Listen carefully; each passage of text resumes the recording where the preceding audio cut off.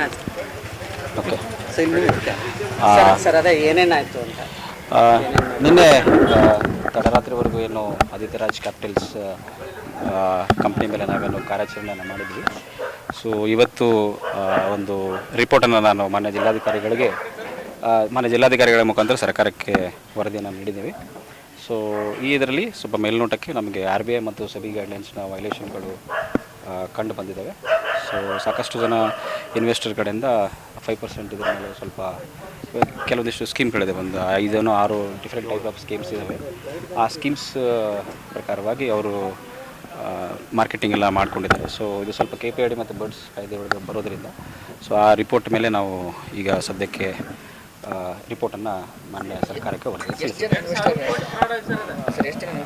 Around ಹೇಳಿದ್ವಲ್ಲ ನಿನ್ನೆ, around investors ಹೆಚ್ಚಿಗೆ ಸಂಖ್ಯೆ ಗೊತ್ತಾಗಿಲ್ಲ, ಯಾಕಂದರೆ ಅದು ಒಬ್ಬೊಬ್ಬರು ಮಲ್ಟಿಪಲ್ ಟೈಮು ಇನ್ವೆಸ್ಟ್ಮೆಂಟ್ ಮಾಡಿದ್ದಾರೆ. ಸೊ ಒಂದು ಹೆಚ್ಚು ಕಡಿಮೆ ಒಂದು 6,500 ಇನ್ವೆಸ್ಟ್ಮೆಂಟ್ಸ್ಗಳಿದ್ವು.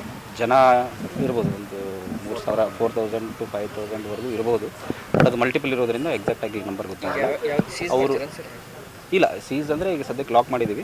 ಈ ಸದ್ಯಕ್ಕೆ ಮಾನ್ಯ ಜಿಲ್ಲಾಧಿಕಾರಿಗಳ ನಿರ್ದೇಶನ ಮೇಲೆಗೆ RCS ಅವರು FIR ಕೂಡ ಮಾಡ್ತಾರೆ. ತದನಂತರ ಪೊಲೀಸವರು ತಮ್ಮ ಮುಂದಿನ ಕ್ರಮ. ಇಲ್ಲ, ಅವರು ನಿನ್ನೆ ನಾವು ಬರೋಕ್ಕೆ ಹೇಳಿದ್ವಿ, ನಿನ್ನೆ ಕಾಂಟ್ಯಾಕ್ಟಲ್ಲಿದ್ದರು. ಬಟ್ ಇದುವರೆಗೂ ಅವ್ರು ಯಾಕೂ ಬರಲಿಲ್ಲ. ಬೆಳಗಿನ ಜಾವನು ಮತ್ತೆ ಮಾಡಿದ್ವಿ.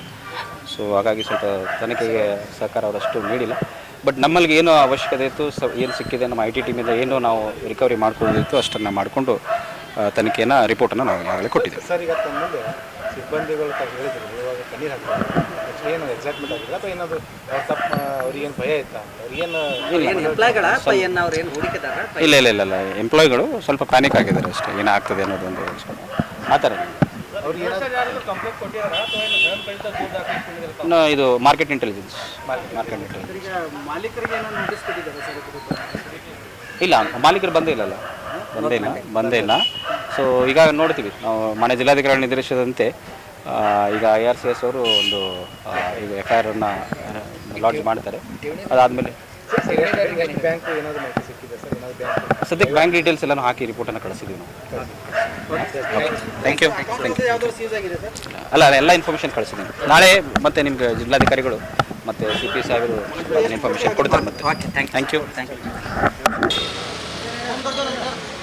ತೊಗೊಂಡ್ರು ಇಲ್ಲ, ಕರೆಕ್ಟ್ ಮಾಹಿತಿ ಹೇಳ್ಬೇಕಾ ಮೈಲಾರಿ ಅಣ್ಣ.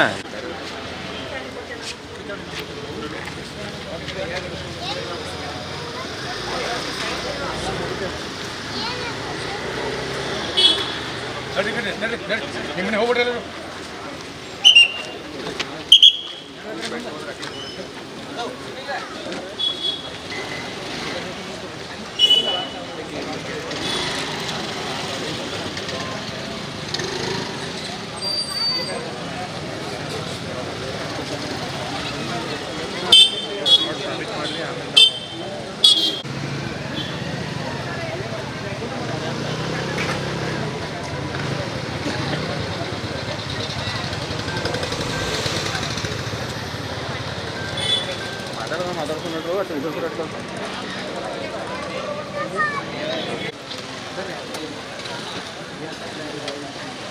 ಯಾರು ಮಾತಾಡ್ತಾರೆ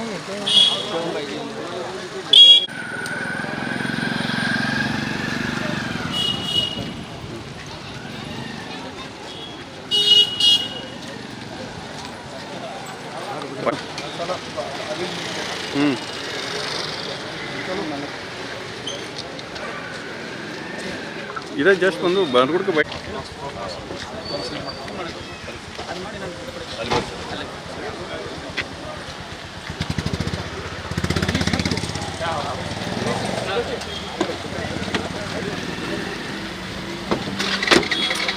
ಝೂಮ್ ಆಗಿರೋ